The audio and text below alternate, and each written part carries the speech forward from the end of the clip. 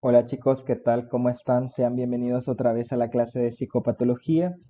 La verdad que esta clase que vamos a ver a continuación, que es acerca de trastornos del sueño, quizás es una de mis clases favoritas en esta asignatura. Déjenme decirles que cuando hablamos de trastornos del sueño, realmente somos muchas las especialidades médicas que estamos implicados en esto. El sueño lo podemos abordar desde la perspectiva de la psiquiatría, que es lo que vamos a ver el día de hoy. Lo podemos abordar íntegramente desde el área neurológica y también desde el área de la medicina interna. Un poquito para ahí los neurocirujanos, a consecuencia, digámoslo así, de sus procedimientos también tendrán un poco que ver. Sin embargo, déjenme comentarles, ¿verdad? Y que es parte del por qué este tema a mí me parece muy interesante, es porque actualmente hay una tendencia cada vez más grande hacia la medicina del sueño. Existen en nuestro país alrededor de 3 o 4 médicos justamente con especialidad médica en medicina del sueño. Uno de ellos sé que pues estudió en Japón, dos que yo conozco estudiaron en Francia y un par por ahí en México. De manera que de verdad es una especialidad nueva o digámosle naciente que tendrá quizás unos 15 años de desarrollo y cuya investigación es bastante interesante. Fíjense la manera en cómo abordan los trastornos del sueño. Inclusive, hoy en día se ha, digámoslo así, desarrollado un tipo de examen llamado polisomnografía, que justamente hace alusión a diferentes mediciones, por eso polisomnografía, que se pueden hacer durante el sueño. Básicamente una polisomnografía es la mezcla de un videoencefalograma dormido y varios miogramas de diferentes partes del cuerpo porque en cuanto a medicina del sueño existen, digamos, 7 clasificaciones acerca de los trastornos del sueño e inclusive trastornos motores.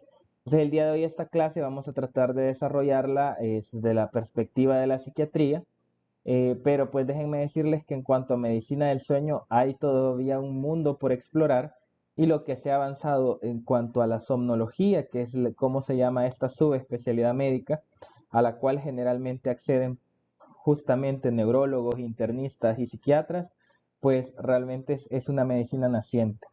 O sea, espero yo que algún día alguno de los alumnos acá se interese por la medicina del sueño y diga, yo la primera vez que he oído esto fue en la clase de psicopatología. Veamos los objetivos de esta clase. Vamos a conocer el término del sueño, los aspectos fisiológicos del dormir, las etapas del sueño fisiológico y los aspectos psicológicos que inciden también en el dormir. Hablando acerca de la naturaleza del sueño, podemos definir el sueño como un estado reversible de reducción de la conciencia y de respuesta reducida del entorno.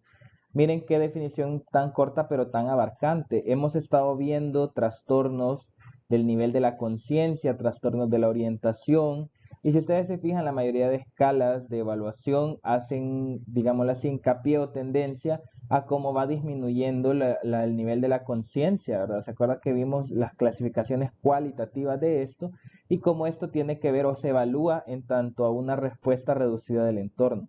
El sueño básicamente es esto, un estado fisiológico de reducción de la conciencia y respuesta reducida del entorno, que alterna pues con el ciclo normal de la vigilia. Se definen dos estados fisiológicamente distintos, el sueño no REM y el sueño REM. Cuando hablamos de sueño no REM, estamos hablando, o lo que significa REM es sueño de movimientos oculares rápidos. Estas siglas son en inglés Rapid Eye Movement. Entonces, NRM haríamos referencia a No Rapid Eye Movement y RM es Rapid Eye Movement. Traducido al español, de hecho, se utilizan las siglas sueño MOR y sueño no MOR. Así que antes de que se vayan a confundir, porque en la clase van a ver, a veces va a estar así, digamos en siglas en español, sueño REM y sueño MOR hacen referencia a lo mismo, sueño de movimientos oculares rápidos, y sueño no REM o sueño no MOR hace referencia al sueño que no es en etapa de movimientos oculares rápidos. De esto creo yo que se recordarán como un poquito de fisiología médica ya por segundo año, donde tuvieron que haber visto un poco de la fisiología del ciclo vigilia-sueño. Así que lo vamos a reforzar un poquito más. En esta imagen tenemos justamente a los implicados de esto y en algún momento en otras clases, como les digo, sobre todo en los temas que han sido de alteraciones del nivel de la conciencia, yo les hacía hincapié en esto, en el sistema eh, reticular activador ascendente o sistema activador ascendente reticular, SAR o SARA. Vea que incluye todas estas estructuras. Justamente nos vamos a situar aquí en el tallo cerebral y justamente entre el mesencéfalo, el puente y la primera parte de la médula oblonga tenemos a la formación reticular, al puente y el mesencéfalo, que a esto hace el sistema reticular activador ascendente con participación también de la hipófisis y del tálamo. También aquí recordaremos en esta parte de atrás, justo la alcanzan a ver por detrás del tálamo, casi cayendo sobre el mesencéfalo y arriba del cerebelo, vemos una pequeña glándula que es la glándula pineal o la pituitaria, que también va a tener una gran implicación en los ciclos de vigilia-sueño. Recuérdense que justamente aquí se produce la hormona melatonina, la cual nos ayuda a tener esto del ciclo vigilia-sueño. Entonces, la vigilia tenemos, vea, que está, digamos, mediada por los grupos reticulares pontomesodiencefálicos y el prosencéfalo basal. Aquí hablamos de acetilcolina, noradrenalina, serotonina, la orexina, que hoy en día sabemos que es una hormona muy importante en cuanto al sueño. La orexina también la van a oír referenciada en otras bibliografías como hipocretina, la histamina y el glutamato. Estamos en el cuadrito de arriba. Luego nos vamos al cuadrito del sueño no REM, de ahí o no MOR. Ahí quienes participan son los núcleos talámicos reticular y medio dorsal, la corteza cerebral, el prosencéfalo basal y el tegmento del puente caudal. Aquí los neurotransmisores implicados son el ácido gamma aminobutírico, el GABA, y el glutamato. Bueno, y ahí recordarán que de hecho uno de los tratamientos que nosotros usamos para manejar en el insomnio, al menos desde la psiquiatría, de hecho son las benzodiazepinas, que son medicamentos que tocan los receptores de GABA. En el sueño REM estamos hablando de la parte ventral del núcleo reticular oral del puente, y aquí vemos implicados otra vez al glutamato, a la serotonina y al ácido gamma aminobutírico. Ahora, ¿cómo funciona el ciclo vigilia-sueño? Tenemos aquí en el cuadrito pequeño la retina. La retina tiene, ¿se acuerdan de los conos y los bastones? Los bastones son células que pueden detectar la luz y la claridad. Eso hace, y también los conos, perdón, y esto hace que esta señal sobre luz y oscuridad llegue al núcleo supraquiasmático, que si ustedes lo recuerdan, justamente está arriba de la hipófisis.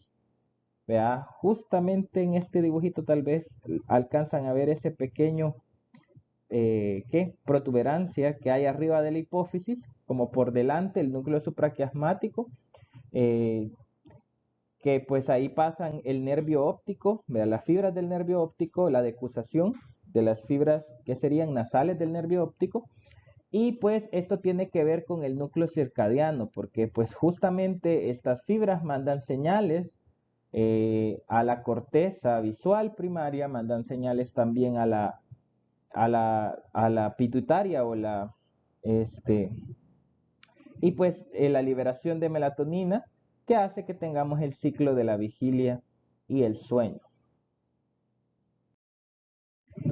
Creo yo, con la diapositiva que acabamos de ver anteriormente, que está bastante claro cómo neurotransmisores como la serotonina, el ácido gamma aminobutírico, la noradrenalina en diferentes áreas que tienen que ver con el sistema reticular activador ascendente y con otros núcleos cerebrales, por supuesto que vemos ahí donde está la conexión con los trastornos psiquiátricos, sobre todo trastornos que tienen que ver con la neurotransmisión de la serotonina y cómo eso nos produce problemas de sueño, sobre todo a nivel de insomnio, y por esto esta conexión con nosotros, con la psiquiatría. Entonces, habíamos dicho que el sueño es un estado fisiológico, ¿verdad? Que alterna con la vigilia, se los había dicho así en palabras, pero no estaba en la definición. Y las funciones del sueño son justamente la preservación de la vida y la salud mental.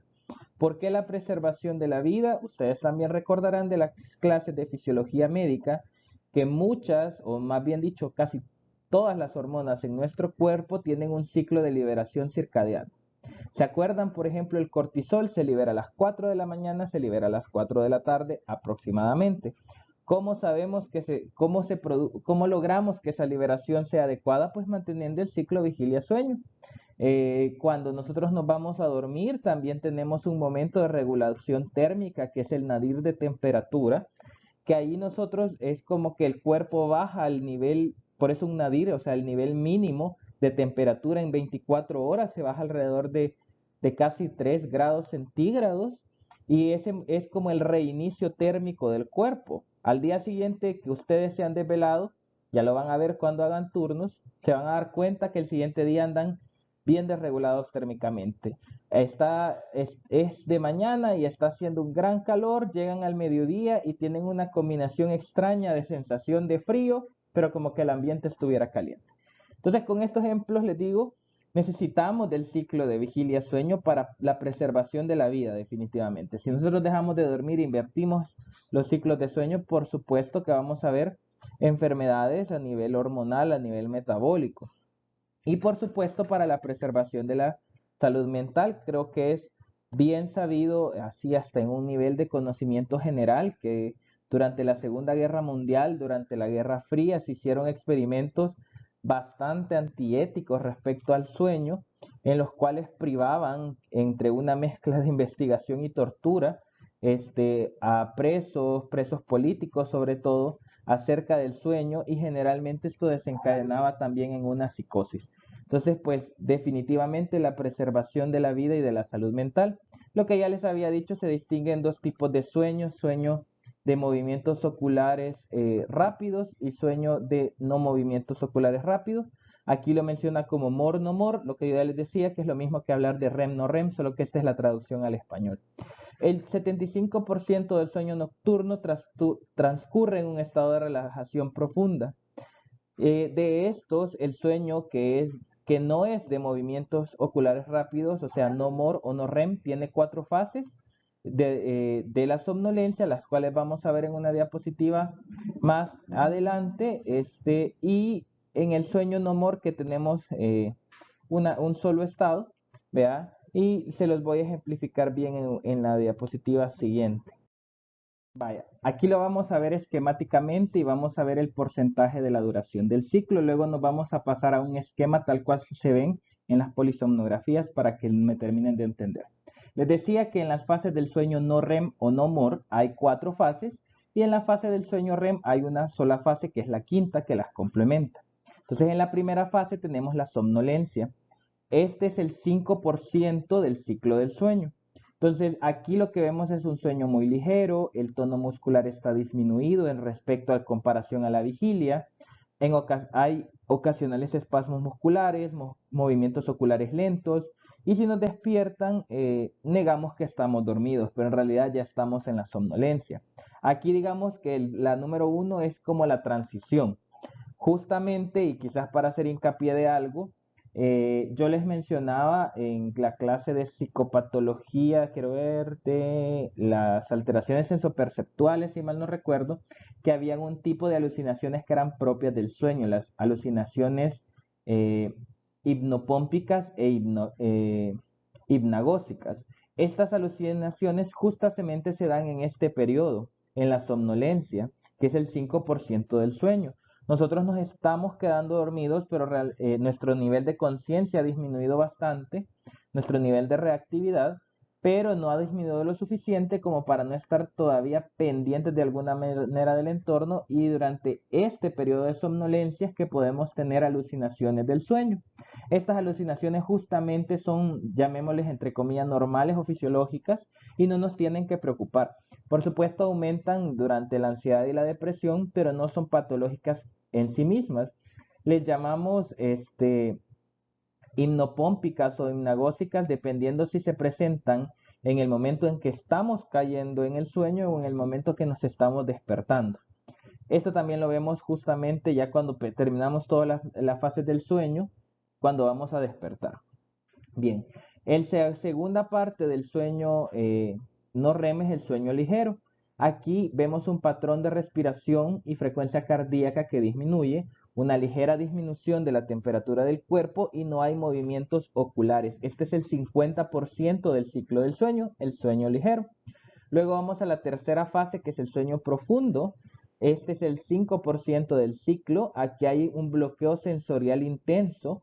Vea, el tono muscular está muy reducido y el cerebro empieza a generar ondas delta, que estas las podemos ver obviamente a través de un electroencefalograma.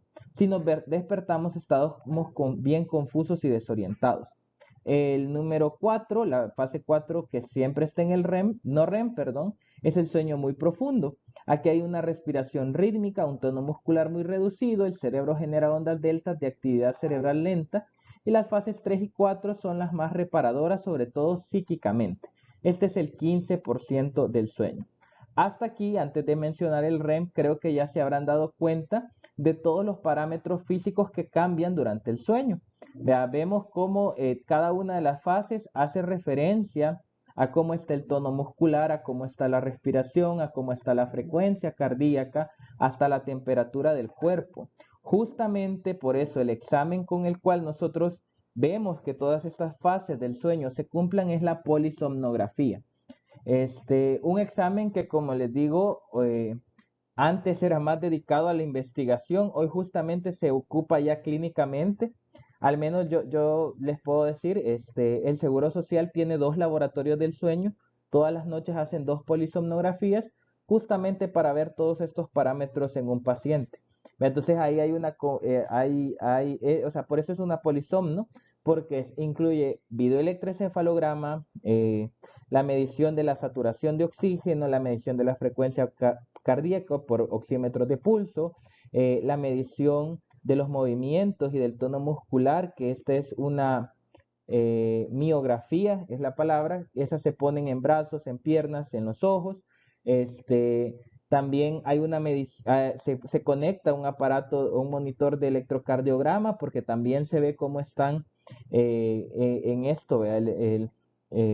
La medición de electrocardiográfica. Y todo esto se hace para analizar que estas fases del sueño estén funcionando. Después, durante la semana, yo les voy a subir una pequeña clase de complemento acerca de algunos trastornos del sueño desde la clasificación internacional de las enfermedades del sueño. Y ustedes ya ahí me van a entender por qué en medicina del sueño se hace ya todo esto. Porque no solo estamos hablando del sueño por ansiedad o del sueño, sino que estamos hablando del sueño por otras cosas. Bien, me perdí, pero regresemos. Luego tenemos la fase 5, que ese ya es el sueño REM, es el sueño de movimientos oculares rápidos, o sea, o REM o MOR. Aquí es donde nosotros tenemos el sueño con historias, o sea, lo que llamamos la actividad onírica, como tal, ¿vea? Onirismo, o sea, es lo que llamamos los sueños. Aquí vemos que el movimiento de los ojos es bastante rápido y empezamos a tener un sueño activo o paradójico. Las ondas cerebrales aumentan su velocidad y hay atonía de los músculos, aumento de la frecuencia cardíaca y de la respiración, que es rápida y superficial. Vaya, y esta justamente es la representación esquemática de los ciclos del sueño en una polisomnografía. Este es fíjense que se me olvidó el nombre, pero es el diagrama del sueño.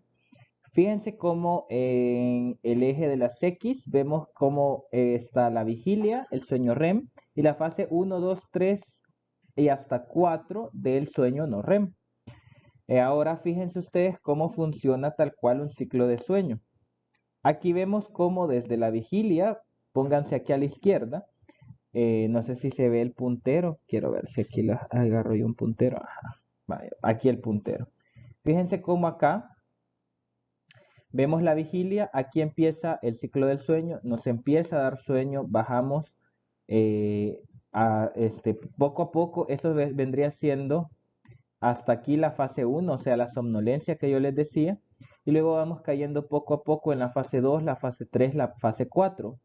Estas que serían la fase 3 y la 4 son el sueño profundo y como decía la diapositiva anterior, este es el sueño más reparador a nivel psicológico, a nivel psíquico. Y también entre esto y esta es la parte que representa más o menos el 20% del ciclo del sueño. ¿Se acuerdan que decíamos que el 50% era la fase número 2 en la diapo anterior? Entonces, cuando hemos caído a este nivel, ¿vea? Justamente después de la fase 4 hay ¿cómo se llama? La actividad cerebral sube inmediatamente hasta el nivel del sueño REM.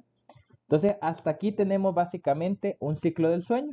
Miren cómo hicimos la caída poco a poco desde la vigilia, fase 2, 3 y 4, sueño profundo y el REM.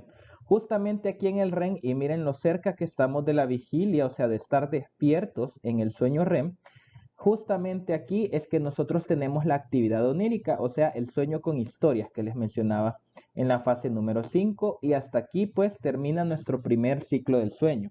Un ciclo del sueño dura aproximadamente una hora con 30 minutos. Bien, sigue la noche y pues como les digo, este es como se ve en una polisomnografía justamente la fase del sueño. Entonces aquí vemos cómo vuelve a descender a la fase 2, ¿vea? Se mantiene aquí el 50% del ciclo, baja a la fase 3 y la 4, el momento de la reparación, y luego este vuelve a subir otra vez hasta el sueño REM. Ahora miren qué bonito este esquema y para mí ha sido una sorpresa que aquí ya vemos ciertas alteraciones del sueño, que ustedes las van a entender más adelante con el tema de las parasomnias. Justamente acá vemos cómo al subir no hay una subida, digamos, directa a la fase del REM, sino aquí que nos quedamos en la fase 2, que es el sueño profundo. Aquí ya tenemos un problema de arquitectura del sueño. Esto, que el sueño se quede, en lugar de subir directo al REM, se quede en esta más tiempo en la fase 2, esto ya implica trastornos del sueño. Generalmente, fíjense que, como les digo, yo les voy a dar un complemento de parasomnias que no va a ser evaluado, pero tal vez les interesa. Justamente en estas partes se dan ciertas parasomnias del sueño, como el sonambulismo, como los terrores nocturnos, etcétera, que nos competen de hecho como psiquiatras y teóricamente expertos del sueño. Luego miren cómo este ciclo del sueño que ya está malito porque no tuvo que haberse detenido en la fase 2, o sea, aquí seguramente, como les digo, de alguien que tiene una parasomnia, vuelve a subir a la fase REM y de la fase REM, miren, sube a la vigilia, hace un despertar. Pero qué curioso, o sea, no es que totalmente salga del sueño, realmente no es un despertar como tal, sino que esto es lo que llamaríamos una parasomnia del sueño REM, un momento en el cual, a pesar de estar, digamos, eléctricamente aquí en el REM, a nivel cerebral, a nivel de ondas cerebrales, pues se ha llegado a alcanzar la actividad motora de la vigilia. Aquí hay otro tipo de parasomnias. Estas parasomnias se les llaman trastornos del comportamiento del sueño REM. ¿Han escuchado alguna vez que hay gente que se levanta y pareciera que actúa sus pesadillas o sus sueños? Pues aquí es esto, ¿ve? En esto. Entonces, como les digo, la medicina del sueño es una cosa bastante interesante si a ustedes les parece. Y así podríamos seguir, miren, cómo estos ciclos del sueño no son normales, de hecho, qué curioso. Fíjense que nadie ha visto bien esta imagen. Este es un ciclo de sueño normal, aquí ya se nos desordenó. Otra vez, miren, aquí también podríamos pensar que hay una parasomnia del sueño REM, solo que sin llegar al despertar. Miren cómo vuelve a bajar hasta la fase 3 y se queda allí, no hace un sueño profundo, sino que vuelve a subir a la fase 2 y luego hace un REM bastante prolongado. Y se acuerdan que solo era el 20% de todo el ciclo del sueño. Entonces, ¿qué es lo que tenemos? Un gran aumento de la actividad onírica. Aquí pudiéramos tener pesadillas muy vívidas, que son alteraciones del sueño, o sea, parasomnias, o podrían haber pues otras alteraciones. Como les digo, si quieren saber más de esto, yo les voy a subir como una pequeña clase complementaria que tengo de cuando era residente para que ustedes conozcan un poquito más y no se queden en la luna con este tema. Otra vez, miren, hay un despertar. Aquí sí, yo supondría que ese paciente se despertó y otra vez vuelve a ser un sueño más prolongado, un REM más prolongado de lo normal. Entonces, justamente así es como vemos las alteraciones del ciclo del sueño y de la arquitectura del sueño en una polisomnografía. Ya van a ver que al final esto se traduce o se reduce en esto, en cómo detectamos las alteraciones de la arquitectura del sueño. Vale. Ahora, ya entrando propiamente en lo que como psiquiatras como médicos generales nos corresponde, el sueño tiene cambios con la edad, fíjense. En primer lugar, la continuidad del sueño es superior en la primera infancia. O sea, los niños pequeños duermen más. ¿No se han fijado que los niños pequeños duermen en la tarde, duermen en la mañana, juegan, es cierto, pero tienen un mayor sueño? Y es mucho menor en individuos de edad avanzada. Fíjense que acá quiero hacerles una aclaración que es importante también para la práctica en la medicina del sueño. Se acepta como normal que los ancianos duerman poco, que conforme nosotros avanzamos en edad duermen poco. ¿No se han fijado que sus abuelitos se despiertan desde las 3, 4 de la mañana? Si son las señoras, se despiertan a hacer oficio, y son los señores, más si están en el campo, se despiertan a ver la milpa y se han ido a acostar también bien tarde. Fíjense que hay una aclaración de la mayoría de textos más actualizados de medicina del sueño, que esto es común pero no es normal. Vea, ¿cómo así? Es común y esto nos ha llevado a aceptar como normal que los ancianos casi no duerman. Sin embargo, no es normal, no es fisiológico. También los ancianos tienen que seguir ciertas reglas respecto al sueño, y que duerman poco no es normal y hay que hacer, digámoslo ahí, intervenciones si es necesario. Que les quede también ahí como comercial, porque a veces también como médicos nos quedamos con esto, que, no, los ancianos casi no duermen, esto es normal. No, no es cierto. Es común, pero no es normal. Vale, hablando de funciones del sueño, ya les había mencionado en una diapositiva anterior que es la restauración y recuperación física y psicológica. Esto por muchas situaciones. Eh, en la clase de psicopatología del yo, se acordarán que hablamos de todas estas estructuras psíquicas. ¿Por qué se nos da esta parte de la recuperación psicológica? Pues uno, por el sueño profundo, y dos, también por las fases del sueño REM. Durante el sueño REM, que es el sueño con historias, o sea, con la actividad onírica, a veces nosotros vivimos sueños que justamente, si nos detenemos en ellos, tienen todo un significado a nivel psicoanalítico. Que nosotros vivamos ciertas cosas a través de los sueños, esa es una puerta abierta al inconsciente, y eso también regula económicamente el aparato psíquico. Otra función del sueño es la conservación de la energía, la consolidación de la memoria, las descargas emocionales, el crecimiento del cerebro en los niños y el mantenimiento de los sistemas inmunológicos. Porque también yo ya les había dicho en otra diapositiva, pues porque todas las hormonas tienen un ciclo de liberación circadiana. Hablando de los sueños, los sueños con alucinaciones que ocurren durante el 25% de la noche se está durante la fase del sueño REM o MOR, y cuando el individuo despierta en el sueño MOR recuerda vívida e extensamente su sueño. Ya hablamos que durante todas las fases del sueño hay cambios de la frecuencia cardíaca y de la frecuencia respiratoria, y esto también en cuanto a nosotros los hombres, hay cambios en la erección. Es normal que durante la noche haya una tumescencia peniana, o sea, una erección, y generalmente son entre 4 a 5 erecciones durante la noche. Esto habla de la salud del pene, la salud vascular también de un hombre, e inclusive lo común es que la mayoría de hombres nos despertemos con una erección en la mañana. El despertarse con una erección en la mañana significa justamente despertar en el momento que había que despertar del ciclo de sueño. Si ustedes despiertan y no ven una erección, pregúntense si su ciclo del sueño se ha respetado o está normal, porque pues más bien lo que diría es que se interrumpió el sueño y no se debieron despertar donde tendrían que despertarse.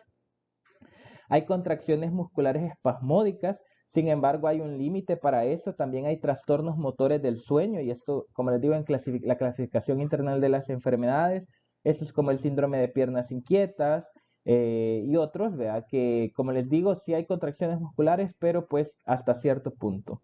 También el cerebro está en una intensa actividad química durante el sueño. Ahora, lo que les mencionaba, las hormonas, la hormona del crecimiento, la tirotropina, que esta es hipofisiaria, y la prolactina, bueno, las tres son hipofisiarias, se liberan durante el sueño. Durante la última mitad del sueño nocturno tienen lugar estadios episódicos de secreción de cortisol y hormona adrenocorticotrópica, que también es una hormona hipofisiaria. Lo que les mencionaba, a las 4 de la mañana se libera cortisol y la hormona adrenocorticotrópica. Ambas nos ayudan para el manejo del estrés y también para el metabolismo de los lípidos. Vea. Ahora, ¿cómo esto nos influye en los trastornos mentales? Esta es una cadenita. Vea, en la mayoría de trastornos mentales nosotros vemos alteraciones del sueño y también yo les diría que alteraciones del sueño o son la primera señal o son el desencadenante de otros problemas mentales. Así que les tenemos respeto. Por ejemplo, en los episodios maníacos, uno de los síntomas de la manía justamente se describe como la disminución de las necesidades del sueño. O sea, no es un insomnio como tal, sino que es una hiperactividad tan grande en la cual es evidente que el sueño ha disminuido. Por el contrario, en los episodios depresivos puede haber tanto insomnio como hipersomnia. Esto dependiendo también si está relacionado, por ejemplo, insomnio más relacionado a una depresión con ansiedad, la hipersomnia más a depresiones así como más apáticas, más apagadas. En la depresión melancólica puede aparecer despertares precoz por la mañana. Vea, esto es bien importante en clínica del sueño, pero me refiero a lo que nos compete a psiquiatría. Fíjense que les voy a ordenar esto. Cuando ustedes ven un insomnio, o sea, un problema de irse a dormir, sospechen depresión, pero sospechen también ansiedad. Podría ser un trastorno mixto ansioso depresivo, podría ser una depresión como tal, pero que tiene un fuerte componente ansioso, o puede ser un trastorno de ansiedad, como trastorno de ansiedad generalizada, trastorno de pánico o trastornos por fobias específicas. Cuando ustedes tienen un insomnio en el cual la gente se levanta muy de madrugada, este es un insomnio terminal, piensen también en una depresión melancólica. O sea, aquí, acuérdense que la serotonina tiene mucha implicación en el sueño. La serotonina generalmente se libera alrededor de las 3 de la mañana. Entonces, si no tenemos una liberación adecuada de serotonina, hay un insomnio de despertar precoz, o sea, un insomnio terminal. Evaluación de la depresión. Muchas veces, fíjense que hay pacientes que llegan a nuestra clínica y son negacionistas, ¿verdad? Que ellos creen que no tienen nada malo, etcétera, pero a veces esto nos da como pie a ir sospechando si esto es más ansioso, más depresivo, porque ellos no nos dan tantos datos. También hay un acortamiento del lapso entre la iniciación del sueño y el primer episodio del sueño REM, y algunos pacientes con esquizofrenia tienen excesiva somnolencia. Realmente esto puede ser variable, porque por ejemplo también pacientes con esquizofrenia que están durante una crisis psicótica, o sea, durante mucha agitación, pueden tener insomnio. Pero durante el tratamiento, y sobre todo a veces también como efecto secundario de los neurolépticos, puede haber excesiva somnolencia. Hablemos de algunos trastornos del sueño. Vaya, lo que ya les decía, primero hablemos acerca del insomnio. El insomnio puede ser de inicio, de mantenimiento o tardío. Otra vez les hago la aclaración que esta clase está justamente en el enfoque de trastornos del sueño que tenemos desde la psiquiatría, digamos un enfoque bastante clásico de cómo lo vemos los psiquiatras. Sin embargo, les diría que ustedes como médicos se documenten un poquito en medicina del sueño, sepan que así como hay un DSM-5, hay una clasificación internacional de los trastornos del sueño. En las siglas en inglés es ISDC, o sea, International Sleep Disorder Classification. Ahorita, si mal no recuerdo, la edición vigente es la número 3. ¿Vea? Y al igual que el CIE-10 o el DSM-5 en psiquiatría, que nos dice cuáles son los criterios clínicos para los trastornos mentales, también en medicina del sueño existe el ISDC para clasificar de acuerdo a criterios diagnósticos los trastornos del sueño. Entonces, sabiendo eso, vamos a hablar desde el insomnio, desde el nivel psicopatológico, ¿verdad? O sea, el insomnio lo podemos clasificar como de inicio, de mantenimiento o tardío. O sea, de inicio cuesta irse a dormir, de mantenimiento, o sea que el sueño se está cortando en diferentes horas de la noche, y tardío. O sea que la gente se levanta que 3 de la mañana y ya no se puede dormir. Hablamos de insomnio cuando el problema se presenta con frecuencia y no se limita a episodios aislados. Vaya, que yo les diga que, por ejemplo, en abril hubo una noche que no pude dormir. En julio otra vez hubo una noche que no pude dormir. Y hoy hasta septiembre estoy teniendo otra vez otra noche donde no pude dormir. A veces nuestros pacientes en general son exagerados, son dramáticos y nos van a decir este tipo de cosas: que yo siempre he padecido del sueño y quizás por 3 o 4 noches en el año que no durmieron bien. Esto no es un insomnio, es un episodio si acaso de insomnio, pero no es un insomnio como tal. Cuando hablamos de insomnio hablamos de frecuencia. La pregunta aquí correcta a nivel de la exploración del examen mental, de la anamnesis sería más bien dicho, es preguntarle en la semana cuántas veces no duerme bien, en la semana cuántas veces le ha costado irse a dormir, o en la semana cuántas veces se está despertando antes de tiempo. Fíjese, doctor, que una vez a la semana. ¿Será que esto es insomnio?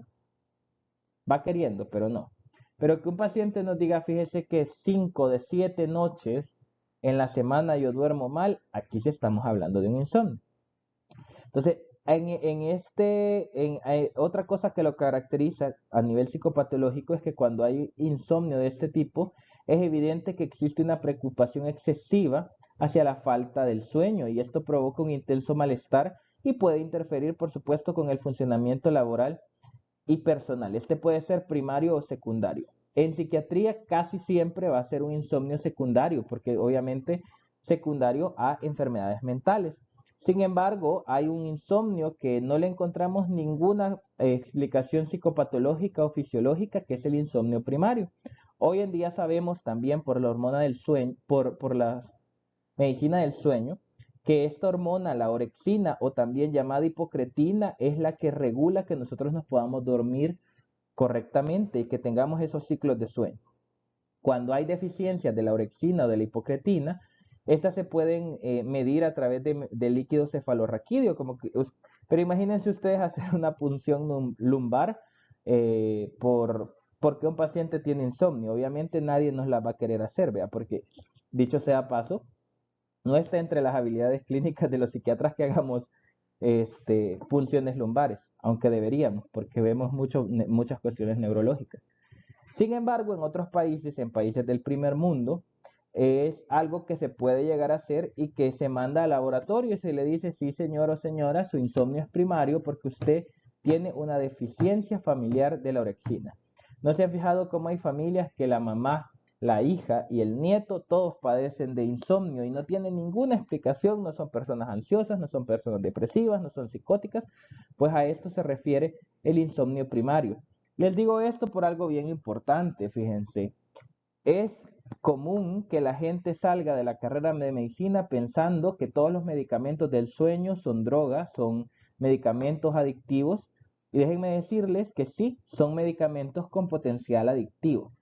Pero que un paciente tenga un insomnio primario que nunca se va a curar porque pues las deficiencias a nivel hormonal por genética las tiene, que un paciente todos los días de su vida tenga que tomar 2 miligramos de ribotril o 3 miligramos de Lexotan para dormir, eso no es una adicción, no es una dependencia tampoco. Vea, les digo esto a manera de comercial porque suele ser común que le tengamos miedo a los medicamentos del sueño. Y realmente lo que nos hace falta es comprensión de los trastornos del sueño.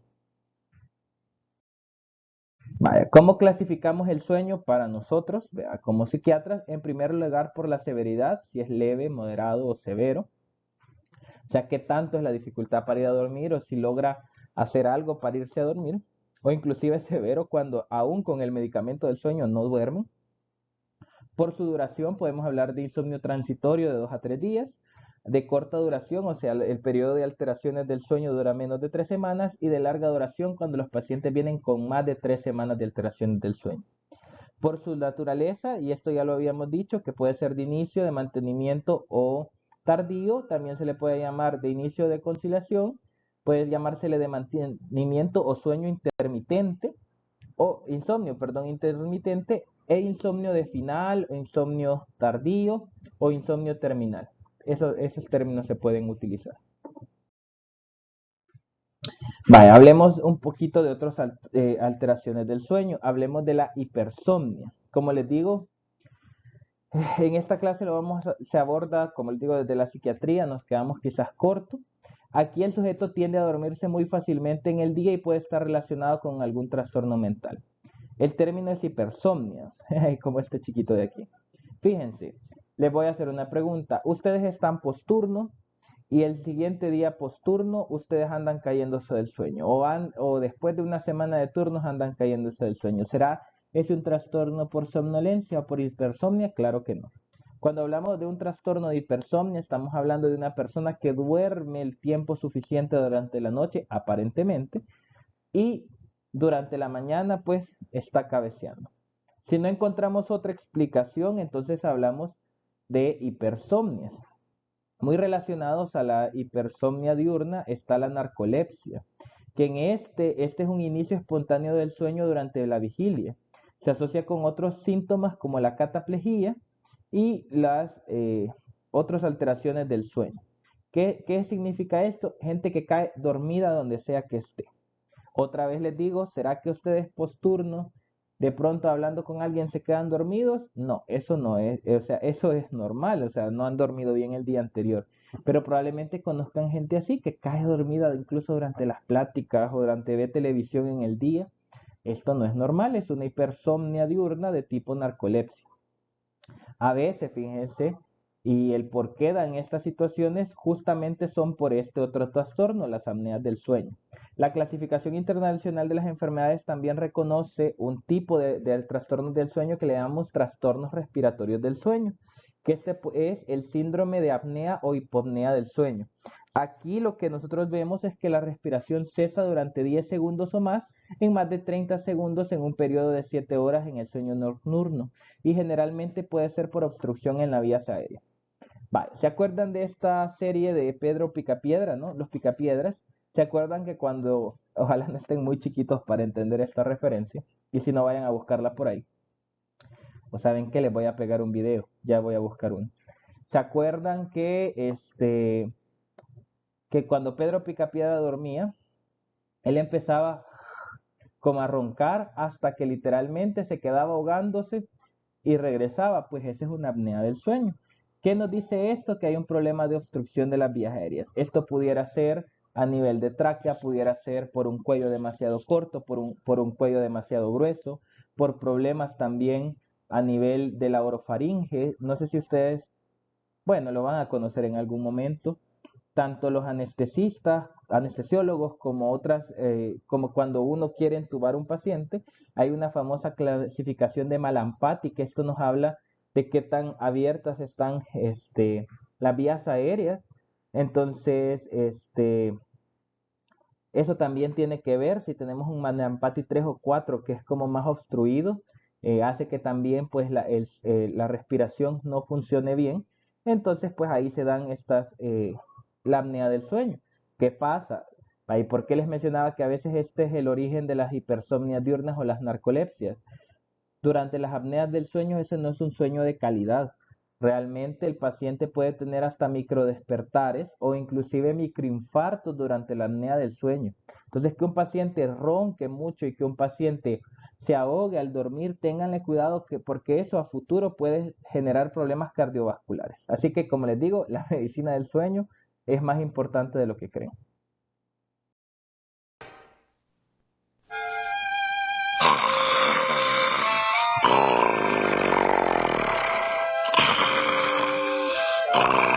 Vaya, fíjense, este es el clip que yo les decía acerca de la serie de los Picapiedras. Se los mostré porque a la edad que ustedes tienen no estoy verdaderamente seguro que están familiarizados con la caricatura. Miren ese ronquido. Miren esta parte, justo esta parte, él se ahoga.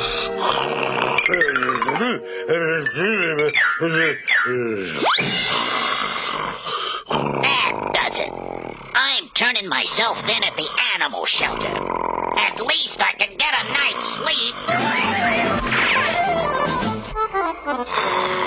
Vean a ver cómo todo tiene una relación psicopatológica. Vean cómo incomoda al resto de las personas.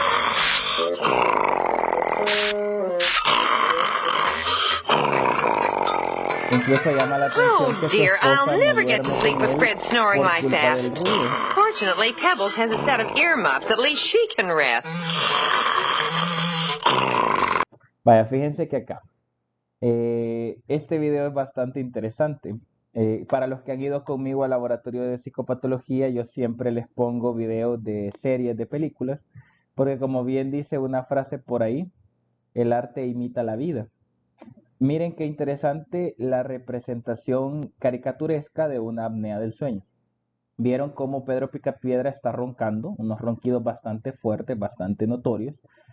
Como estos ronquidos, llegan a un punto en el que él se ahoga. ¿Y cómo está representado? Aunque no se ve, digámoslo así, el dibujo, el momento en el que de manera cómica el ronquido está como alando y suspendiendo al gato en el aire, hasta que llega un momento en que se atasca su ronquido, y entonces como deja de meter y sacar aire, el gato cae al suelo. Justamente ese es el momento de la apnea del sueño, porque apnea significa sin respiración. Justamente cortó la respiración y por esto el gatito cae al suelo. Entonces, luego vemos cómo empieza a incomodar a toda la gente que está alrededor, incomoda a la mascota, su esposa no duerme con él a causa de los ronquidos, a la niña le han puesto auriculares para que no le interrumpa su sueño. Y llama la atención que justamente el personaje de Pedro Picapiedra, si ustedes lo alcanzaron a notar, es un hombre obeso, de cuello muy grueso, que justamente presenta una apnea del sueño. O sea, esta es una serie de los años 1950-1960, y miren qué interesante cómo sin querer han hecho una representación clínica muy buena acerca de la apnea del sueño. Ahora, yo les mencionaba en la diapositiva anterior que las apneas del sueño están relacionadas por problemas de obstrucción, por problemas respiratorios. Justamente esto es algo que se evalúa, el cuello corto o el cuello grueso, la obesidad. El mismo hecho de la obesidad hace que los pulmones no tengan la misma capacidad respiratoria. Entonces, como les digo, un muy buen ejemplo de una apnea del sueño.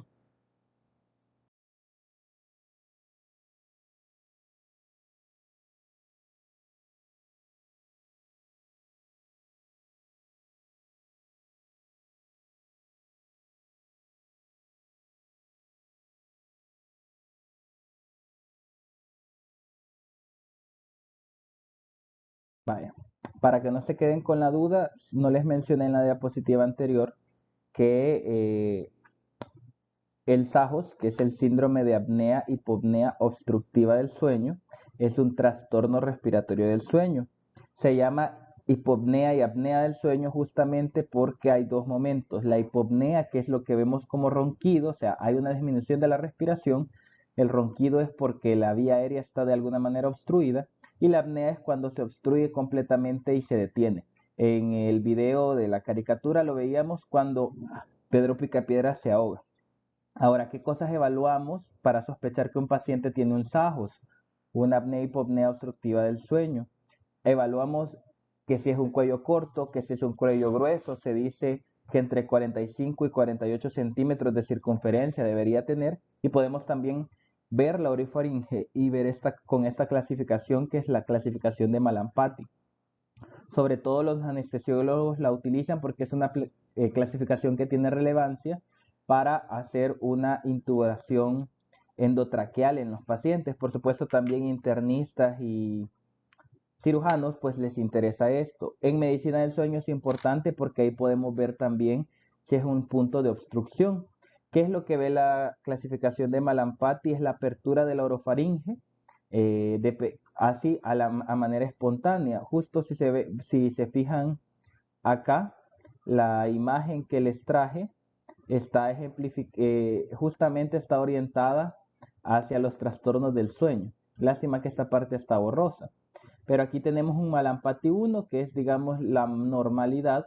Justamente aquí vemos cómo la orofaringe está completamente abierta, vemos las estructuras palatinas, ya vemos el paladar blando, el paladar duro, al revés, perdón, el blando y el duro, y vemos la úvula y los pilares.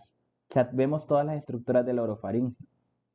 Luego vamos al Malampati 2, aquí observamos cómo está mucho más abajo la separación del paladar duro con el paladar blando.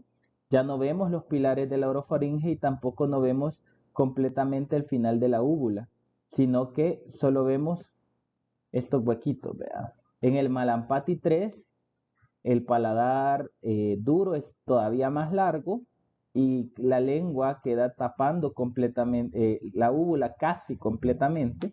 Y en el Malampati 4, que hay una se ha tapado completamente la luz de la orofaringe y vemos cómo la lengua en la parte superior llega básicamente a la altura del paladar duro, al límite entre el paladar duro y el blando. Esto es importante en el síndrome de apnea obstructiva del sueño porque probablemente aquí esté la obstrucción que nos esté causando el SAJOS. Solo para su conocimiento, como les decía, la medicina del sueño va mucho más allá de la psiquiatría. También es pues parte de la medicina como tal y pues como futuros médicos, no psiquiatras que probablemente van a ser la mayoría, me gustaría que lo tengan presente. Cuando un paciente les dice que ronca mucho, no lo vean a la ligera, hagan su evaluación, mándenlo donde el internista, donde el somnólogo, si es posible, en el caso del Seguro Social es el Policlínico Arce, donde están los somnólogos, y si no, donde el otorrinolaringólogo para que le evalúe. También ellos tienen mucha implicación, al menos en esto que son trastornos respiratorios del sueño. Luego podemos hablar de las parasomnias. Las parasomnias son fenómenos que se presentan durante las transiciones del sueño profundo o durante el sueño de movimientos oculares rápidos. Ejemplo de ellos son los terrores nocturnos, el sonambulismo, la enuresis. Y como les digo, en esta clase a nivel, digamos, oficial, no voy a ampliar tanto en esto, pero si ustedes quieren conocer un poco más de parasomnias, un poco más de sonambulismo y terrores nocturnos, durante la semana les voy a subir una clase de complemento. El sonambulismo, hablamos cuando un paciente se levanta de la cama durante el sueño y camina por varios minutos y ocurre en la fase 3 y 4 del sueño no REM. O sea, esta es una parasomnia del sueño no REM. Los terrores nocturnos es cuando un sujeto despierta o alcanza el despertar y hace un grito de pánico tan intenso que es horroroso, hay agitación motora y también generalmente ocurren durante el primer tercio de la noche. También es una parasomnia del sueño no REM. Están las pesadillas, que estas son ensoñaciones aterrorizantes que generalmente implican amenazas a la supervivencia, la seguridad o la autoestima y ocurren durante el sueño nocturno o las siestas. Habíamos dicho que el sueño con historias o el sueño con actividad onírica es durante la fase del sueño REM. Entonces, ¿se acuerdan aquel esquemita que les decía que es parte de las polisomnografías? Pues ahí es donde se dan las pesadillas que son patológicas, porque hay un aumento del sueño REM. O sea, todo esto, como les digo, no solo es psiquiatría, es mucha fisiología del sueño. Vaya, hablando también ya a un nivel psicoanalítico, fíjense que Freud tiene una obra bien importante llamada Los sueños. Este es un escrito de 1900 donde Freud desarrolló una teoría de la función de los sueños en su libro La interpretación de los sueños. ¿Qué es lo que nos dice esto en básico? Que muchas de nuestras actividades mentales parten de procesos inconscientes, que son procesos primarios. Entonces, interpretar los sueños es el camino real al inconsciente. Es la puerta grande, dicen algunos.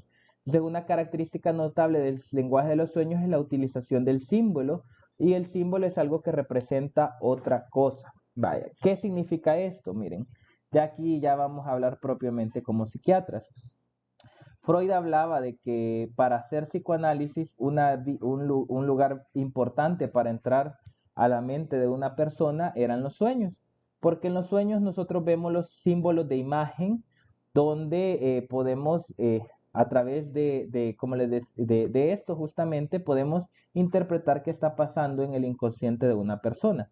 Ustedes se acuerdan que en la clase de lenguaje, sobre lenguaje y en la clase de pensamiento, Yo les hacía una pregunta, ¿qué será primero? ¿El pensamiento o el lenguaje? Aquí tienen la respuesta. Es primero el pensamiento, porque el pensamiento primario o el proceso primario del pensamiento al cual hace referencia acá esta diapositiva, justamente son las imágenes. El pensamiento primero es una imagen, luego pues produce el lenguaje.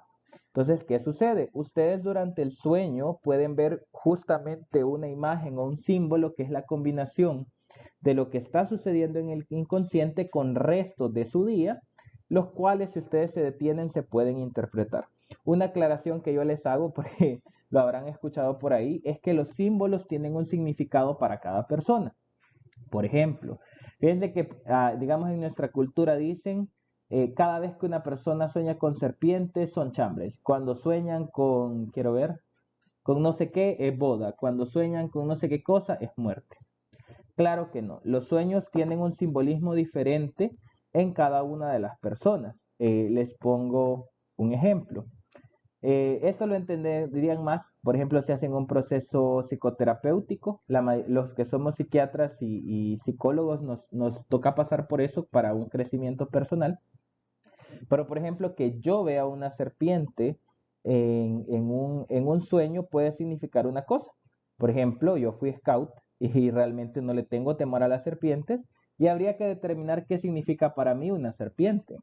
¿Qué tal si ustedes vienen, por ejemplo, han vivido toda su vida en la ciudad y nunca han visto una serpiente? ¿Qué significará para ustedes? Realmente no lo sé.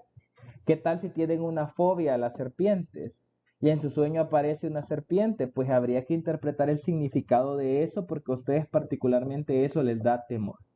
Entonces así funciona la interpretación de los sueños, no se puede generalizar.